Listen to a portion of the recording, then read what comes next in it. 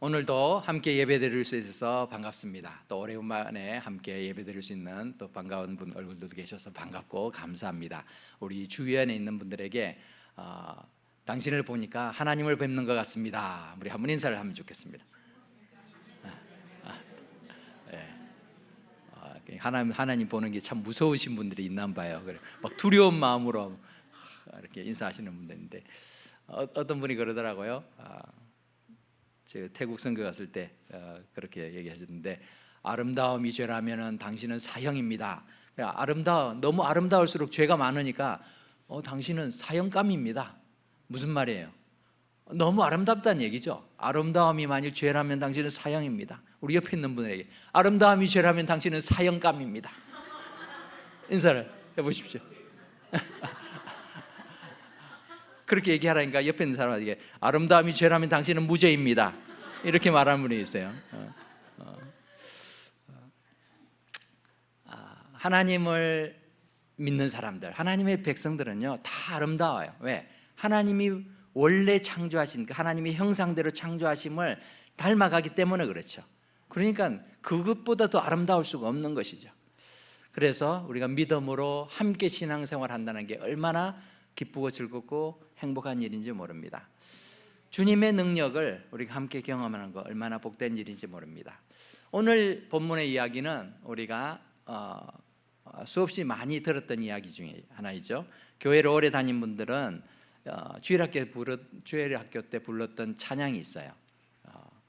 여기 본문에 보면 은과 금은 내게 없거니와 라고 말하지만 우리가 어릴 때 찬양에는 금과 은 나 없어도 내게 있는 건 내게 주니 이렇게 불렀어요.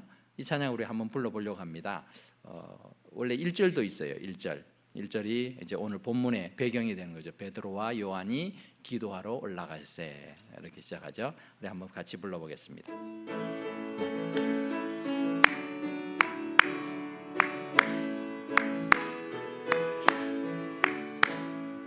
베드로와 요한이 기도하러 올라갈세 성전 미문에 앉은 안준뱅이 구걸을 하였네. 금었네 들었네 찬양했네.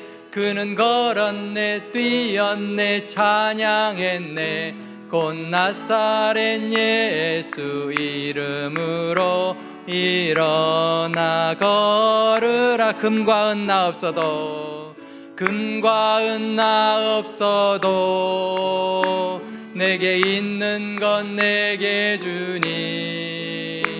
곧 나사렛 예수 이름으로 일어나 걸으라.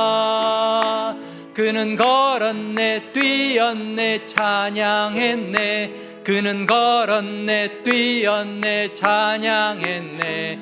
곧 나사렛 예수 이름으로 일어나 그는 걸었네. 그는 걸었네 뛰었네 찬양했네. 그는 걸었네 뛰었네 찬양했네. 곧 나사렛 예수 이름으로 일어나 걸어라.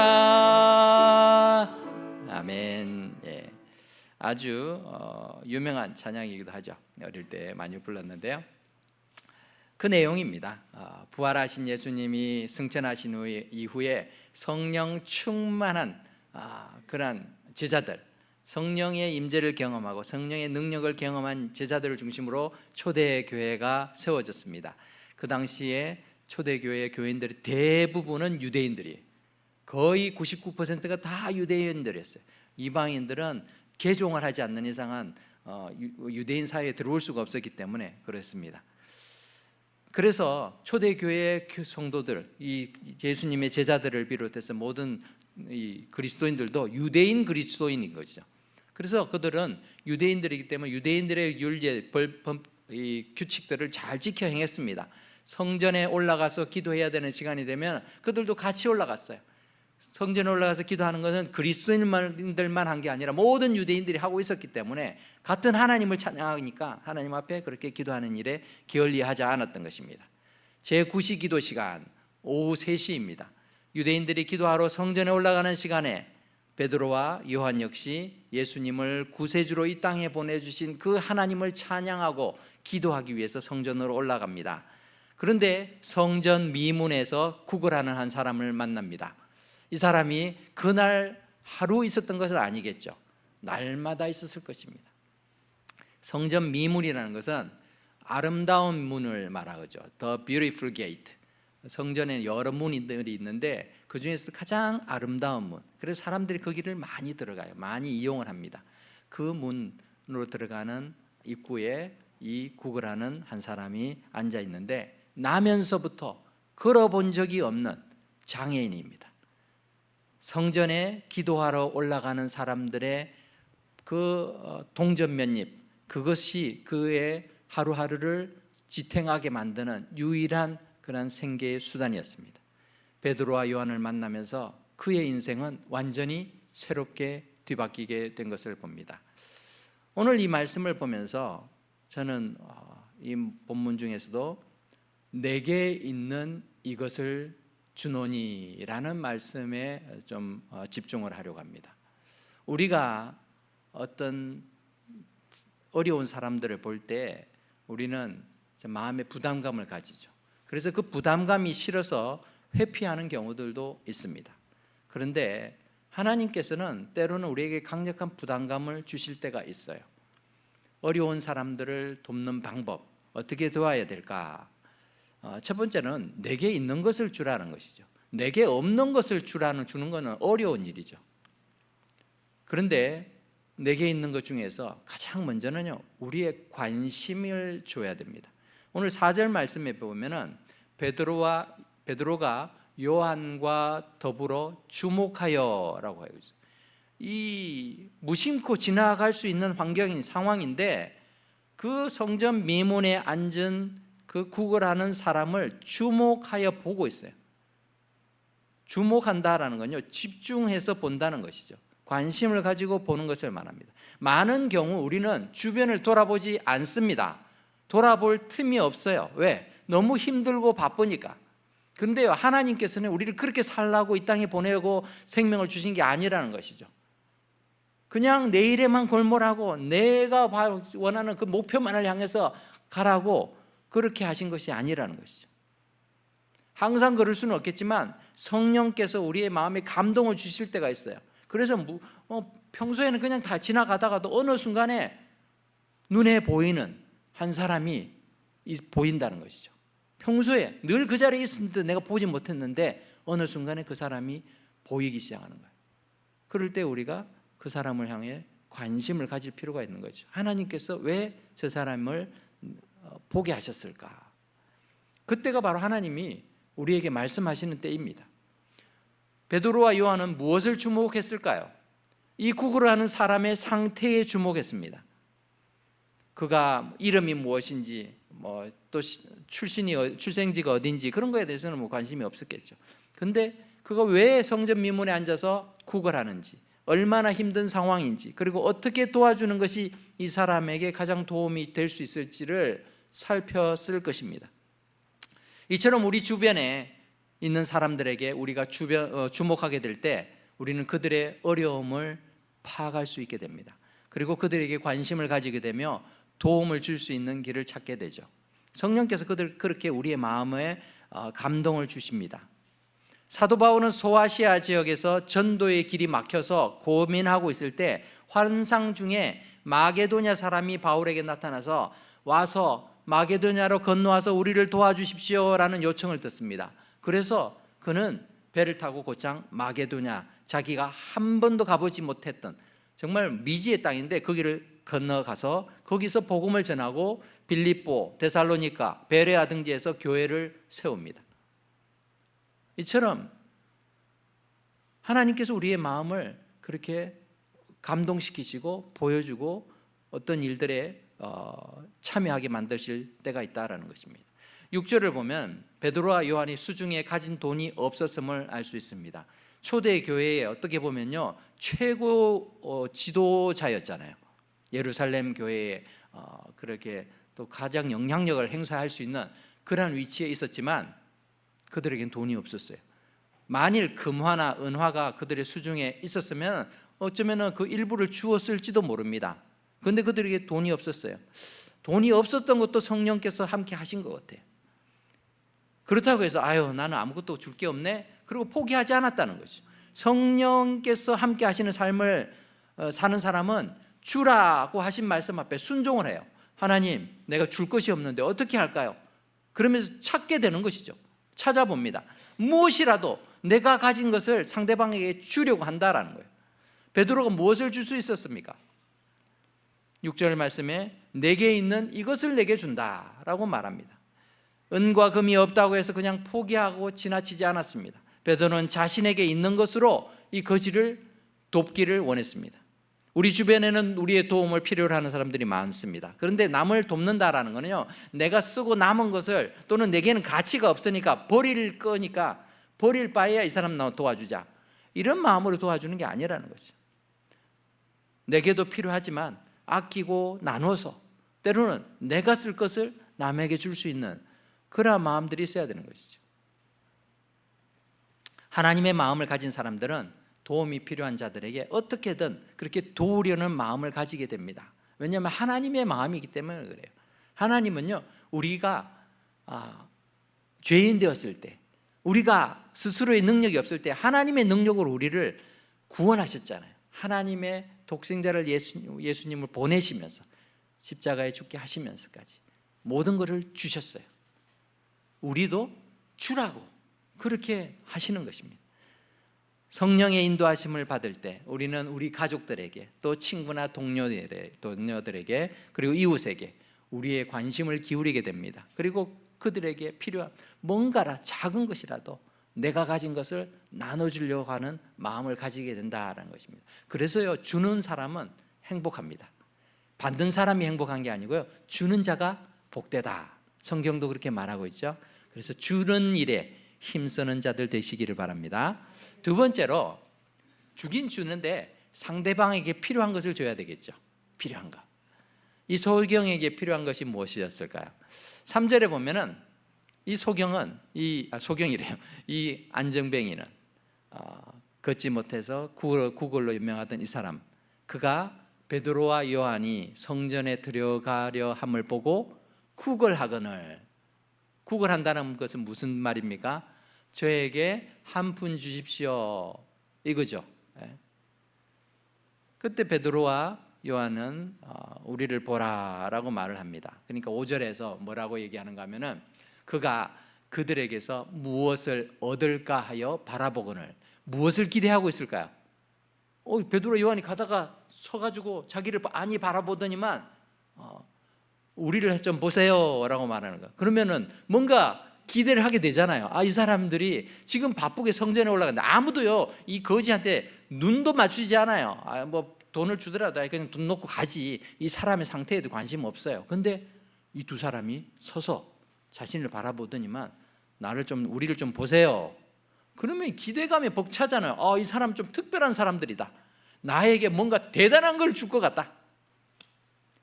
이 거지가 원하는 건요, 돈이에요, 돈. 이 사람들은, 다른 사람들은 뭐 1불, 2불 줄 것 같은데 이분들은 아마 10불 이상 줄 거야. 우리 미국의 그런 돈으로 따지면 그렇게 생각했겠죠. 어쩌면 50불, 어쩌면 100불? 돈이 이 사람에게 있어서는 가장 원하는 거였어요. 돈이 있으면 필요한 음식도 구입할 수 있고 입을 옷도 장만할 수 있기 때문이었습니다. 하지만 이 사람에게 정말 필요한 것은 한 끼 또는 하루치의 음식을 구할 수 있는 돈이 아니었다는 거죠. 그가 원하는 건 돈이었지만 그에게 정말 필요한 건 돈이 아니에요. 그는 남들처럼 두 발로 일어서고 걷고 뛰면서 스스로 일할 수 있는 건강한 다리가 필요한데요, 자신도 자기가 필요한 게 뭔지를 몰라요. 그 일이 불가능하다고 생각하고 한 번도 일평생 그것을 소원해 보지 않았기 때문에 그저 돈 몇 푼 받는 것이 이 사람에게 있어서는 가장 소원하는 것이었습니다. 우리는 종종 내가 원하는 것과 내게 필요한 것의 차이점을 인식하지 못할 때가 많습니다. 그런데 베드로와 요한은 이 사람에게 가장 필요한 것이 무엇인가를 찾아내었습니다. 그리고 그렇게 만들죠. 그래서 6절에 보면은 베드로가 뭐라고 얘기합니까? 일어나 걸어라 라고 하죠.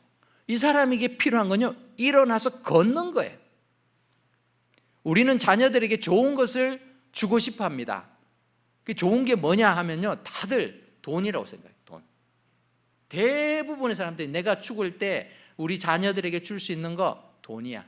그 재산을 전해주려고 합니다. 그렇게 줄 것 같았으면요, 재산 많이 받은 사람들은 다 훌륭한 인생을 살아야 돼요. 그런데 대부분 그렇지가 않아요. 자녀가 원한다고 해서 무조건 또 우리가 좋은 것이라고 생각하지 않죠. 왜냐하면 그것이 필요 없는 것일 수도 있고 또 그 소원이 자녀의 인생을 망치는 길이 되기도 합니다. 예수님께서 이렇게 말씀하셨어요. 누가복음 11장 11절 보면은 너희 중에 아버지 된 자로서 누가 아들이 생선을 달라고 하는데 생선 대신에 뱀을 줄 사람 있느냐? 알을 계란 같은 거 알을 달라고 하는데 알처럼 이렇게 말려 있는데 그 전갈이 이렇게 말려 있으면 그렇게 보이나 봐요. 그 전갈을 주겠느냐? 비슷하다고 그냥 대충 그렇게 줄 사람 있느냐? 너희가 악할지라도 좋은 것으로 자식에게 줄 알거든 하물며 하늘에 계신 아버지께서 너희 구하는 자에게 성령을 주시지 아니하겠느냐 하십니다. 약속대로 정말 예수님께서는 승천하실 때 약속하신 그 위로부터의 선물을 기다리며 구해라 제자들에게 명령하시고 그들에게 성령을 선물로 주셨습니다. 성령께서는 12사도와 또 수많은 제자들의 삶과 가치관을 바꾸어 놓았던 것을 봅니다. 제자들에게 필요했던 건요, 성령 하나님이었죠. 그 높은 권세나 또 많은 재산도 아니었어요. 성령이 함께 하시니까 그의 인생이 완전히 바뀌어진 것을 봅니다.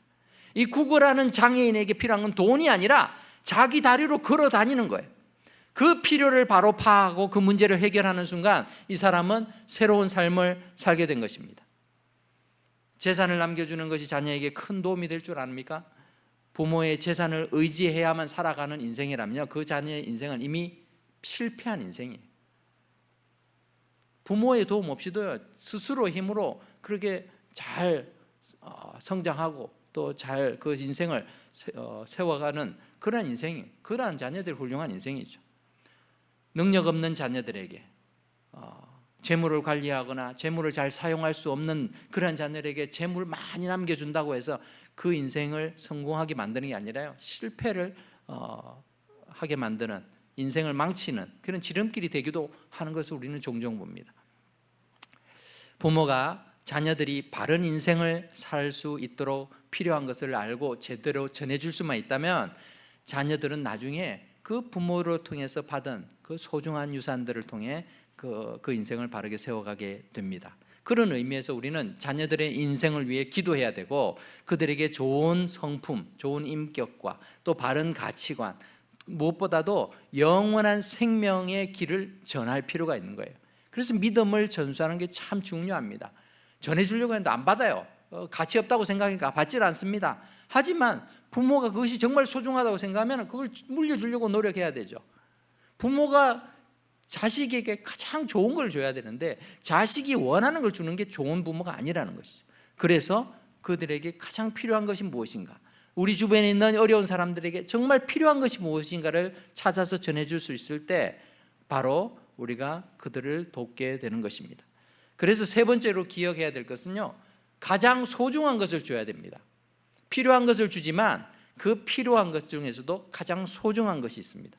내게도 소중하고 그에게도 소중한 것. 상대방에게 필요한 것을 제공한다고 해서 그 선택이 항상 최선의 선택은 아닙니다. 베드로가 이 사람을 이렇게 세울 때 일어나 걸어라 라고 했죠. 만일 여러분 베드로가 돈이 많아가지고 이 사람에게 당신 오늘부터 그렇게 적선 구걸하지 마십시오. 내가 당신에게 집을 하나 사드릴게요. 그리고 또 하인도 붙여줄게요. 그래서 평생 구걸하지 않고 먹을 걱정하지 않고 살 수 있도록 해주겠습니다. 그러면요, 이 사람 인생이 어떻게 변했을까요? 베드로에 대해서 상당히 고마워했겠죠. 그리고 아유, 내가 이제 인생 이렇게 먹을 걱정 안 하고 구걸을 하지 않고 살 수 있구나, 좋아했을 것입니다. 하지만 그 인생이 그 이상을 넘어가지 못하는 거죠. 예수님을 주님으로 믿지 않고 살았을 것이고, 이 땅에서는 잘 지냈을는지 모르지만 그는 지옥에서 영원토록 고통을 경험하는 인생으로 살게 되었을 것입니다.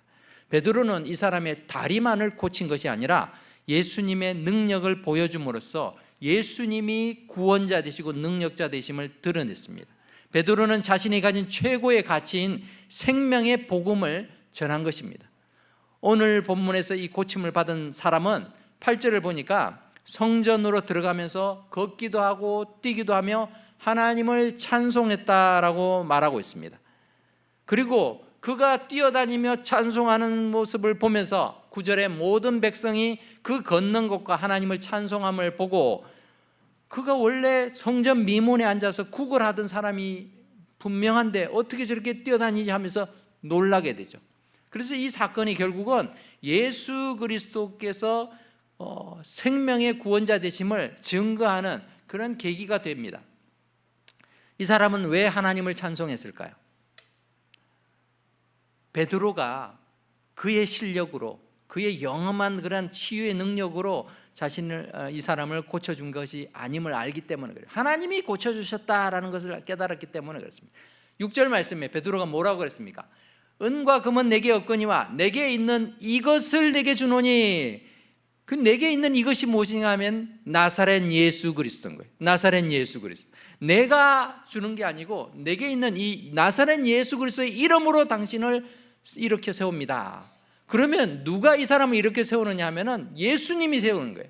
내가 아니고. 그래서요, 이 사람은요, 베드로를 칭송하지 않았어요. 하나님을 찬양했습니다. 베드로의 신비한 능력이나 기술이 아니라 그리스도의 이름으로 이 장애인을 일으켜 세웁니다. 이 놀라운 기적을 통해서 자신의 이름을 드러내려고 하는 마음이 베드로에게는 전혀 없었어요. 그런 순수한 마음으로 그리스도의 능력, 예수 그리스도의 능력을 의지해서 이 장애인을 이렇게 세운 것이죠. 그럴 때 하나님께서 함께 하신 것입니다. 우리가 순수한 마음으로, 겸손한 마음으로 오직 주님의 도우심을 의지할 때에 하나님께서는 당신의 영광을 위해서라도 우리를 사용하셔서 큰 능력을 경험하게 하시는 것입니다. 그럴 때에 우리는요, 우리가 우스개지거나 우쭐해지지 않습니다. 왜? 하나님이 하셨다는 걸 누구보다도 잘 알기 때문에 그렇죠. 더욱 겸손해지고 하나님을 찬양하게 되며 놀라운 역사를 곁에서 함께 목격한 사람들 역시 하나님을 바라보게 되는 그러한 결과를 우리가 경험하게 됩니다. 그러므로 우리의 모든 섬김과 나눔, 베품은 그리스도 예수의 이름으로 해야 되는 줄 압니다. 그래야 하나님이 영광을 받으십니다. 내가 드러나는 자리는 더 이상 하나님이 영광을 받으실 수 있는 그런 자리가 아니에요. 말씀을 맺겠습니다. 사랑하는 은혜와 평강교회 성도 여러분, 여러분이 다른 사람에게 줄 수 있는 것이 무엇이 있습니까?